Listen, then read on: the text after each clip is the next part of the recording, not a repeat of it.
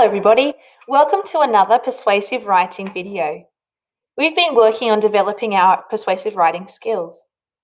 Last week we had a really good look at planning and making sure that we had strong reasons and examples coming in with our opinions. We also had a look at rhetorical questions.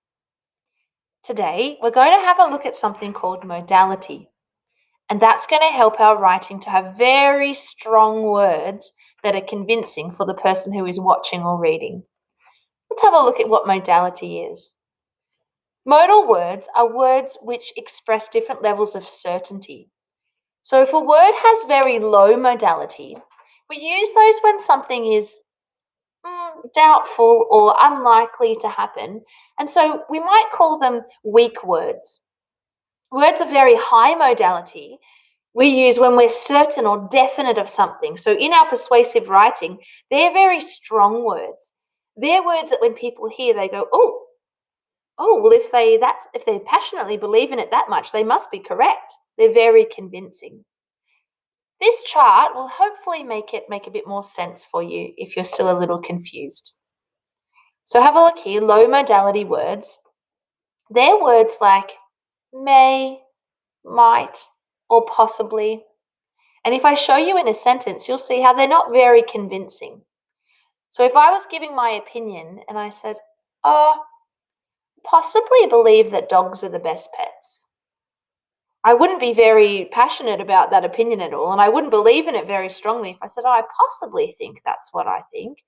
And the people who are reading or listening would go, well, she doesn't sound very convinced, so neither am I. Medium modality words, we use them when something is possible or likely. They're words like can, should, and probably. And so what we really want to see in our persuasive writing is these words of high modality, and we use them when we're certain or definite. And they're words like must, will, definitely. So imagine if I said, all children must learn how to cook. It's very strong. As opposed to, children should possibly learn how to cook. It's not very strong and convincing. So words of high modality are very strong. And when we use them, they're very convincing for the person who is reading or listening to our persuasive opinion. Here are some more examples. We must win our important football game today. This word here, must, has high modality. I will make you better if you follow my instructions. Will has high modality. It's very, very strong. You definitely need boots in muddy weather. That person is certain that you definitely need to wear them. It's very strong. Let me change these words here to have low modality and you can see the difference. We could win our important football game today. Do you see how it's not as strong? What about, I might make you better if you follow my instructions? It's not very convincing. What about this one? You could need boots in muddy weather. Not very convincing at all, is it? Let's have a look at the next slide. Have a look at some more words together. So here we've got a column for high modality, the very strong words that are super convincing.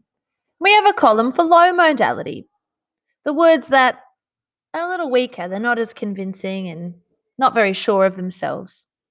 So we're going to sort these words definitely, must, never, might, will, always, could, possibly. We're going to sort them into the high modality and the low modality column. I want you to pause this video and just have a little look for yourselves and think about where you would place them. Once you've done that, press play again and you can see where I've put them in my columns. So here, the words of high modality, definitely, must, will, always. Here are some examples. I believe children should always put their rubbish in the bin. As opposed to, I believe that children could sometimes put their rubbish in the bin. Not as strong. Here's another example.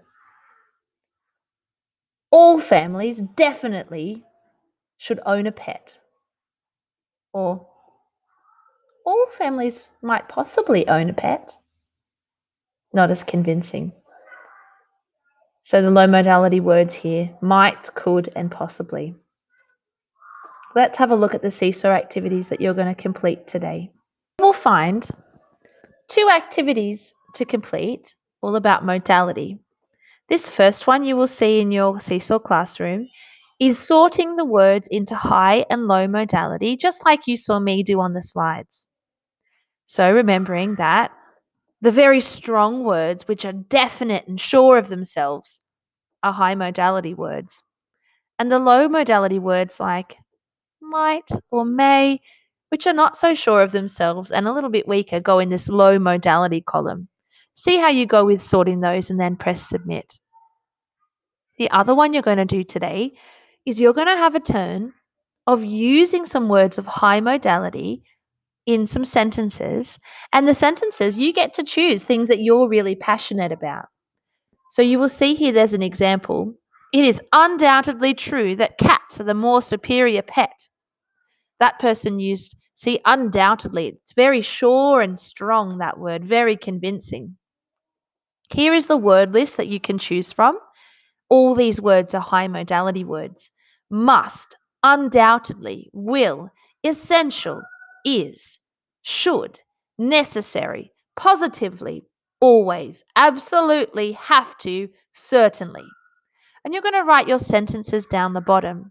They can be about any topic that you choose. So here are some examples. No chores for kids. School uniform is unnecessary. Cats are better than dogs. Or just something that you love. So if I was going to use one of these words, I would say, it is undoubtedly true that all children should have no chores to do in their homes. I used undoubtedly and should. Or I'm going to try the word essential. It is essential that children are given the most amount of time to be able to play outside. I just said essential because it's a very strong word. So try those 2 today. And keep in mind that tomorrow we are going to write a draft of our celebrity planning, whether you believe that you'd like to be famous or not. And by the time we write our draft, you will have a list of words of high modality that you know how to use very well. See how you go, and we look forward to seeing your work appear on Seesaw soon. Have fun.